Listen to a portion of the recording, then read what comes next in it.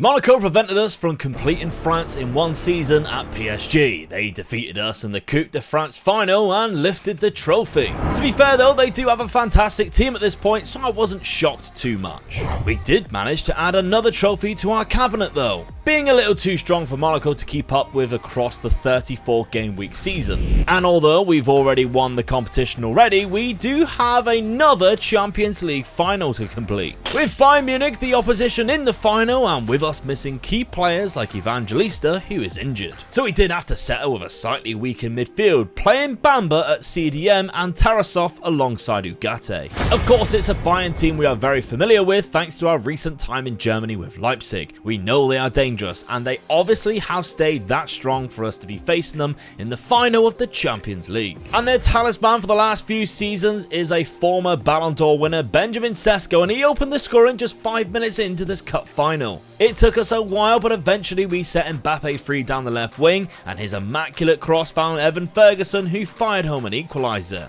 But 5 minutes after half-time, Bayern Munich found themselves on the attack again, and a scramble in our box after a shot led to Zakarian putting Bayern 2-1 up. 5 minutes later though, Tarasov bursts down the middle and finds Ferguson, who picks out Mbappe, and his deflected shot brings the two sides level again. And the score stayed 2-2 until extra time when Inacio towered above to make it 3-2. And from there we kept pushing for more, and Ugarte beautifully slotted through Matisse Tell, and it's now 4-2. And right before the half-time of extra time, Højlund finds space behind the defender, and somehow we have scored 3 goals in 15 minutes to make it 5-2. And with that, we are the Champions League winners once again. This time of course with a different team, but nonetheless this PSG side is fantastic. Maybe not our best team yet, but certainly close. Just a few pieces of the puzzle missing. And that win also gives us a personal achievement, putting us in the Manager Hall of Fame top 20 in 18th place, which I am rather proud of. So ideally we need to improve this team and make us unbeatable in the cup next year. At least I'm not missing out on big Spanish jobs this summer anyway, because Jurgen Klopp is still at Real Madrid and Xavi is still at Barcelona, who's won the league the last 4 seasons. We are losing Inacio and Havertz on free transfers though to Leipzig and Barcelona, funny enough. And of course we're bringing in Tchouaméni from Real Madrid and Arthur Theat again, all on free transfers. And the board have also given us £17 million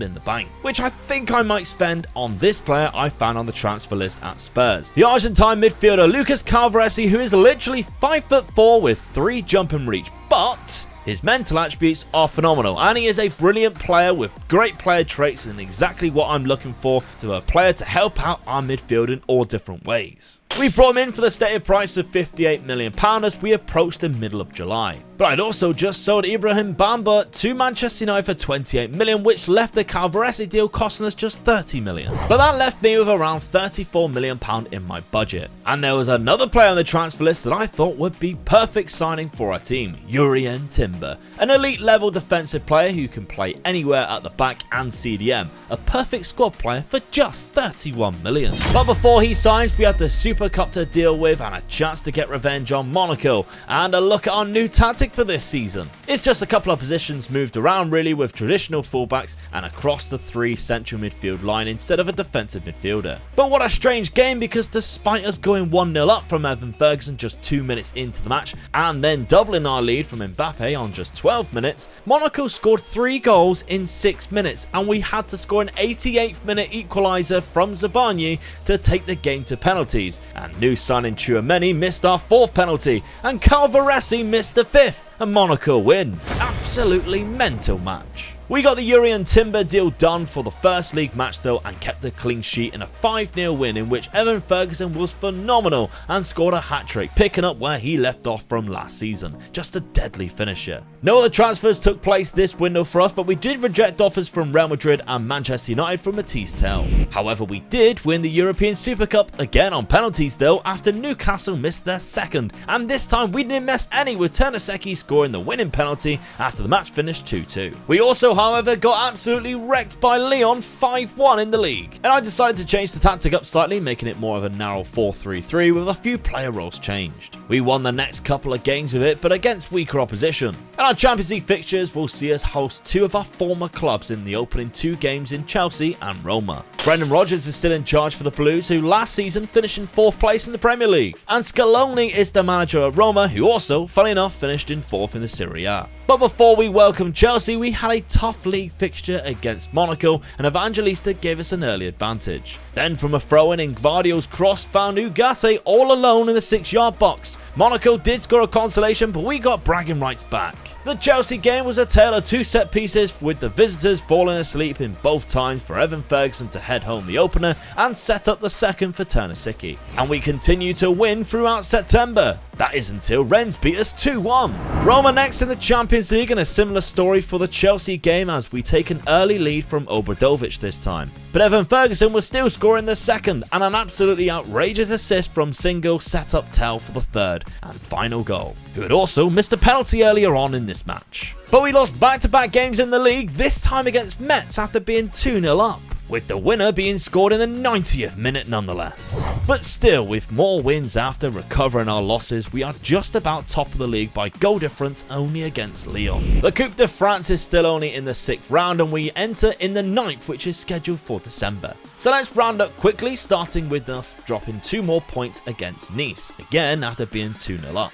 Following that with a 10-1 win against Nantes, with Højlund scoring 4. A loss to Newcastle in the Champions League, and falling to 2nd behind Lyon. Then we beat 3rd place Montpellier 9-0, before losing again in Europe, this time to Napoli 4-1. And our first game in the Coupe de France arrived, and it was an away trip to Le Mans, who have a beautiful stadium down in the 3rd tier, and a waterlogged pitch. The match was rescheduled almost a month later in January, where the match was postponed for a second time. We only had to wait 3 more days this time, and only 9 minutes before Matisse Tell opened the scoring. Our high possession against the weaker side prevailed when they gave Tchouameni way too much space from range, and he made it 2-0. Matisse Tell then got his second from the penalty spot, and the home fans even had something to cheer about despite being 3-0 down when they scored on the 75th minute. But we kept it quiet still when Evan Ferguson got a 4th shortly after. We had to play the next round immediately after against Montpellier, and Rasmus Højlund scored an outrageous header from the edge of the area after just 5 minutes. Our opposition was very poor on the day, only mustering up 3 shots with none of them being on target, and Matisse Tell also scored a lovely header, which made Evan Ferguson feel left out, and he also wanted to score with his head,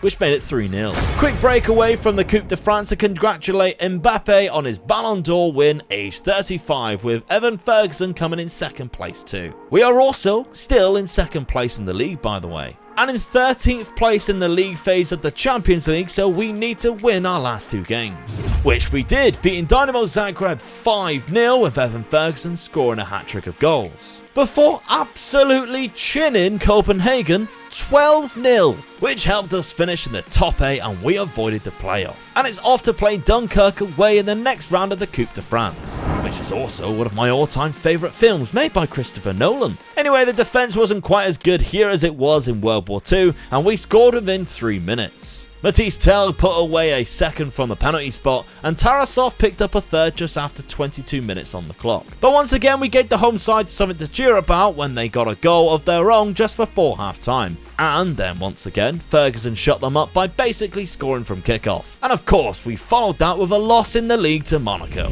So hopefully we don't make a tit of ourselves in the next cup match against Brest. Boobs.